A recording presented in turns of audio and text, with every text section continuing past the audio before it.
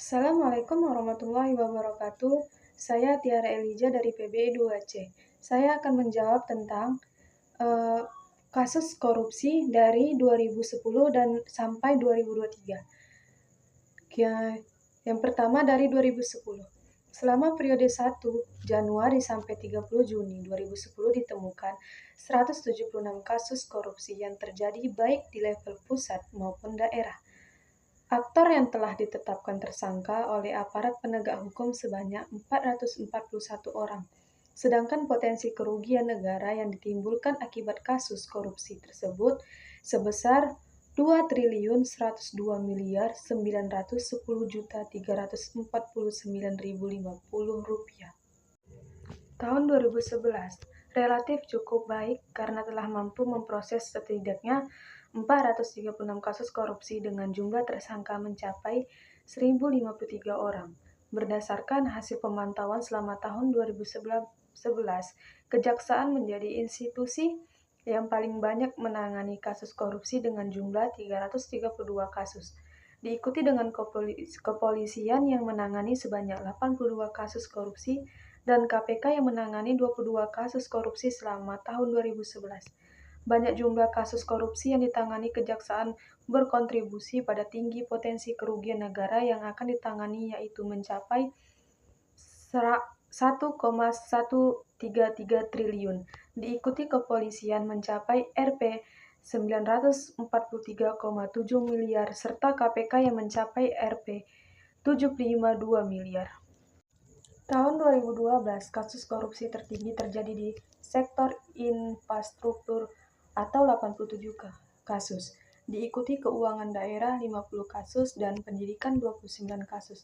Kemudian diikuti sektor-sektor lain. Selama periode 1 Januari sampai 31 Juli 2012, ditemukan 285 kasus korupsi yang terjadi baik di pusat maupun daerah.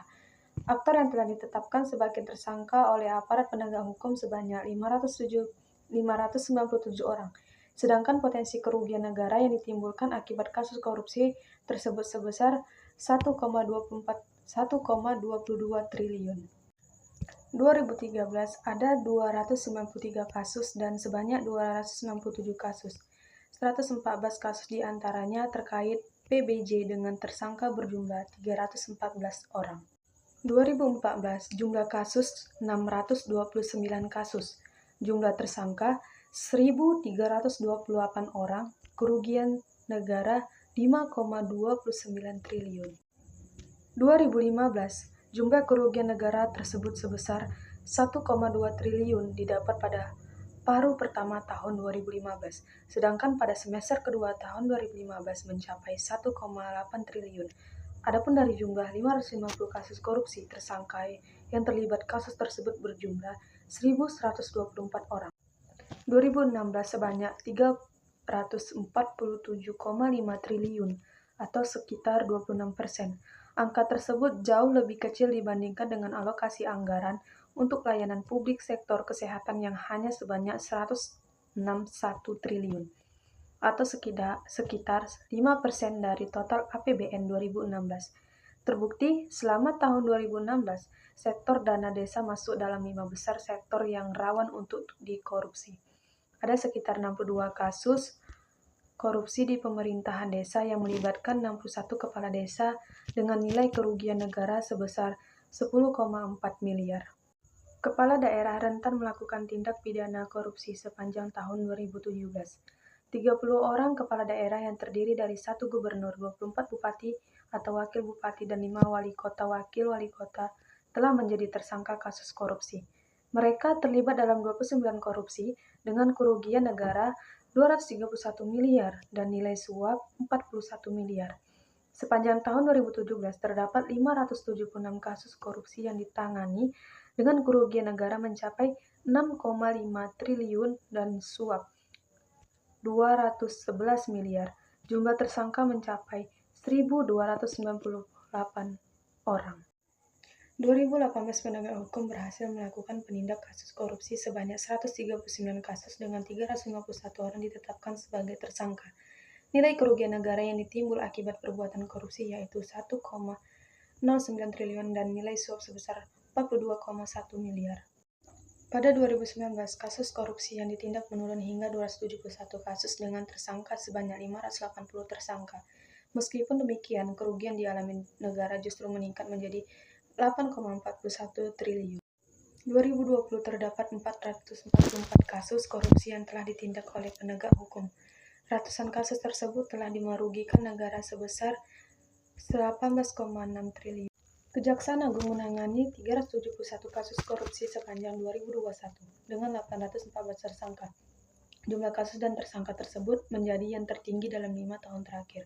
Total kasus korupsi yang ditangani Kejaksaan Agung ditaksir merugikan negara sebesar 2,3 triliun. Ada 579 kasus korupsi yang telah ditindak di Indonesia sepanjang 2022. Jumlah itu meningkat 8,63% dibandingkan pada tahun sebelumnya yang sebanyak 533 kasus. Untuk tahun 2023, data kasus korupsi belum ditetapkan. Selanjutnya, data kasus korupsi yang meliputkan kepala daerah. Ada 429 kepala daerah hasil pilkada yang terjerat kasus korupsi. Berdasarkan data Komisi Pemberantasan Korupsi atau KPK, sebanyak 176 pejabat daerah terjerat kasus korupsi sepanjang periode 2004 sampai 2022. Rinciannya terdapat 22 gubernur dan 154 wali kota atau bupati dan wakil yang juga berurusan dengan KPK. Jumlah tersebut belum termasuk jumlah anggota Dewan Perwakilan Rakyat Daerah atau DPRD.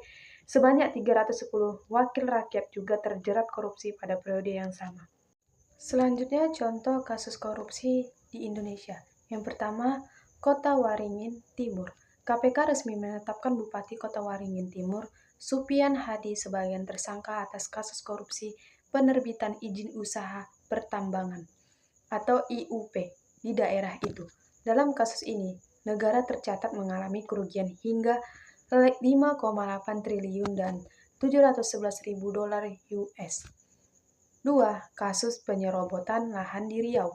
Kejaksaan Agung berhasil mengungkapkan kasus korupsi yang menyeret PT Duta Palma Group.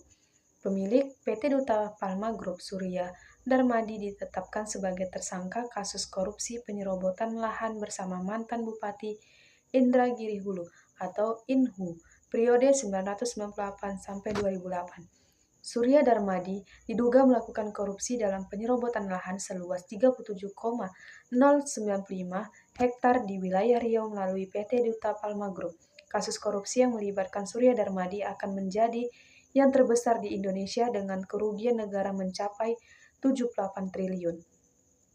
Yang ketiga, kasus korupsi PT Jiwasraya. Kasus korupsi PT Asuransi Jiwasraya atau Persero terungkap setelah mereka gagal membayar polisi kepada nasabah terkait investasi saving plan sebesar 12,4 triliun. Akibat kasus korupsi ini, negara mengalami kerugian sebesar 16,8 triliun. 4.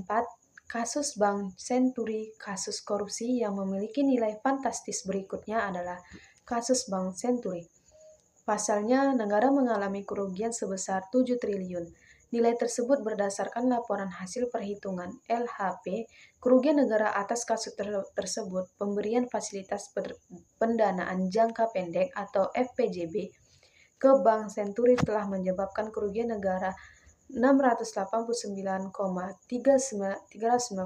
miliar. Kemudian untuk menetapkan sebagai bank berdampak sistematik telah merugikan negara sebesar 6,742 triliun. 5. Kasus korupsi EKTP. Kasus korupsi KTP elektronik menjadi kasus yang menarik perhatian publik karena nilainya yang fantastis dan penuh dengan drama. Berdasarkan perhitungan Bapak BPK, negara mengalami kerugian sebesar 2,3 triliun. Beberapa nama besar yang terseret dalam kasus ini adalah mantan Ketua DPR RI Setio Novanto, Irman Gusman, dan Andi Narogong. Selanjutnya, undang-undang yang mengatur tindak pidana korupsi. 1. Undang-Undang Nomor 3 Tahun 1971 tentang Pemberantasan Tindak Pidana Korupsi. Undang-undang ini dikeluarkan di masa Orde Baru pada kepemimpinan Presiden Soeharto. Undang-Undang Nomor 3 Tahun 1971 mengatur pidana penjara maksimum seumur hidup, serta denda maksimal 30 juta bagi semua delik yang dikategorikan korupsi. 2. Ketetapan MPR Nomor 9 atau MPR 1998 tentang penyelenggaraan negara yang bersih dan bebas KKN usai rezim Orde Baru tumbang diganti masa reformasi. Muncul TAP MPR nomor 9 MPR 1998 tentang penyelenggaraan negara yang bersih dan bebas KKN. 3. Undang-Undang Nomor 28 Tahun 1999 tentang penyelenggaraan negara yang bersih dan bebas KKN. Undang-undang ini dibentuk di era Presiden B.J. Habibie pada tahun 1999 sebagai komitmen pemberantasan korupsi pasca tergulingnya rezim Orde Baru. Dalam Undang-Undang Nomor 28 Tahun 1999 tentang penyelenggaraan negara yang bersih dan bebas KKN ini dijelaskan definisi soal korupsi, kolusi, dan nepotisme, yang kesemuanya adalah tindak tercela bagi penyelenggaraan negara. 4. Undang-Undang Nomor 20 Tahun 2001 (JO), Undang-Undang Nomor 31 atau 1999 tentang pemberantasan tindak pidana korupsi (DP). Definisi korupsi dijelaskan dalam 13 buah pasal dalam undang-undang ini. Berdasarkan pasal-pasal tersebut, korupsi dipetakan ke dalam 30 bentuk, yang dikelompokkan lagi menjadi 7 jenis, yaitu penggelapan dalam jabatan, pemerasan, gratifikasi, suap-menyuap, benturan kepentingan dalam pengadaan, perbuatan curang, dan kerugian keuangan negara. 5. Peraturan Pemerintah Nomor 71 Tahun 2000 tentang tata cara pelaksanaan peran serta masyarakat dan pemberian penghargaan dalam pencegahan dan pemberantasan tindak pidana korupsi. 6. Undang-Undang Nomor 30 Tahun 2002 tentang Komisi Pemberantasan Tindak Pidana Korupsi. 7. Undang-Undang Nomor 15 Tahun 2002 tentang Tindak Pidana Pencucian Uang. 8. Peraturan Presiden Nomor 54 Tahun 2018 tentang Strategi Nasional Pencegahan Korupsi atau Stranas PK. Perpres ini merupakan pengganti dari Perpres Nomor 55 Tahun 2012 tentang Strategi Nasional Pencegahan dan Pemberantasan Korupsi Jangka Panjang tahun 2012-2025 dan jangka menengah tahun 2012-2014 yang dianggap sudah tidak sesuai lagi dengan perkembangan kebutuhan pencegahan korupsi. 9. Peraturan Presiden Nomor 102 atau 2020 tentang pelaksanaan supervisi pemberantasan tindak pidana korupsi. 10. Permendikti Nomor 33 Tahun 2019 tentang kewajiban penyelenggaraan pendidikan anti korupsi atau PAK. Demikianlah yang dapat saya sampaikan. Lebih dan kurang saya mohon maaf. Wassalamualaikum warahmatullahi wabarakatuh.